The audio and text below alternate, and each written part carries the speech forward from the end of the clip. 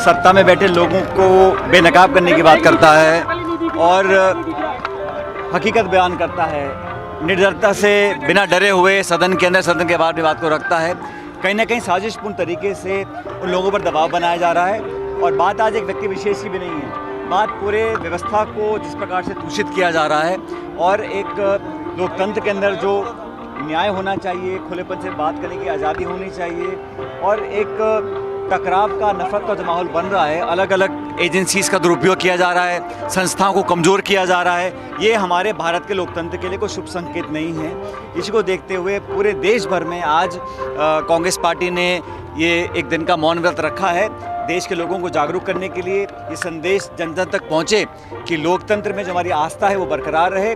और राहुल गांधी जी ने हमेशा ही प्यार की, अहिंसा की, लोकतंत्र की मजबूती की, लोगों को जोड़ने की बात करी है।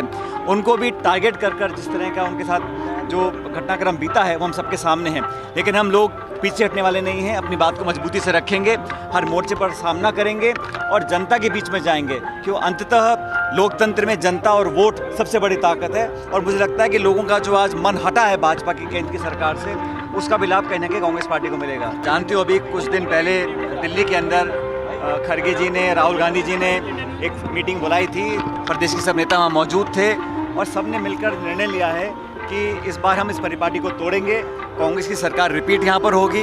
भाजपा के अंदर जो बिखराव है, जो आपस में सर फुटबॉल मची हुई है, सब ने देख रही है। और मैं ऐसा मानता हूँ कि संगठन और सत्ता अगर मिलकर हम लोग काम करेंगे तो 25 साल का जो एक क्रम चल रहा है इसको हम तोड़ सकते हैं। जैसा वेणुगोपाल जी ने कहा, मिलकर चुनाव लड़ेंगे और हम मिलकर ही चुनाव जीत भी सकते हैं, ऐसा मैं मानता हूँ।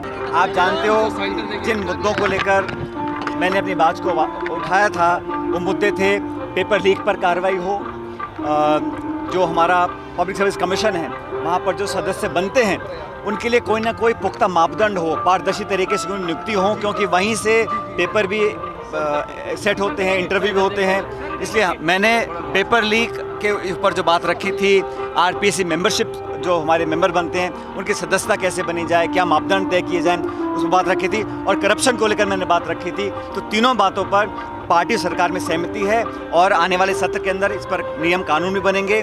प्रदेश की सरकार इन दोनों मुद्दों पर निराकरण करके आगे का रास्ता रखेगी ताकि नौजवानों का भविष्य सुरक्षित रहे। हम सबकी प्राथमिकता है कि इस देश प्रदेश के नौजवान जो पढ़े लिखे हैं, शिक्षित हैं, जो अपने आप को कहीं अंधकार में देखते हैं, उनके अंदर एक मन में विश्वास जागे और पेपर लीक का जो ये प्रकरण चल रहा है इसको समाप्त किया जाए, लोगों को सजा दी जाए, सख्त कानून बनाकर उनको दंडित करने का काम किया जाए। कोई कितना भी बड़ा हो उस तक सरकार के हाथ पहुंच सकें, ये इस कानून के माध्यम से संभव हो सकेगा। और जो मेंबरशिप है आरपीएससी की, उसमें भी कहीं ना कहीं अच्छे लोगों के नियुक्ति के लिए हमेशा हमेशा के लिए कानून ऐसा बन जाए कि कहीं कोई उंगली ना उठा सके। और करप्शन को लेकर जो जांच की मांग मैंने रखी थी उसको बहुत जल्द पूरा किया जाएगा।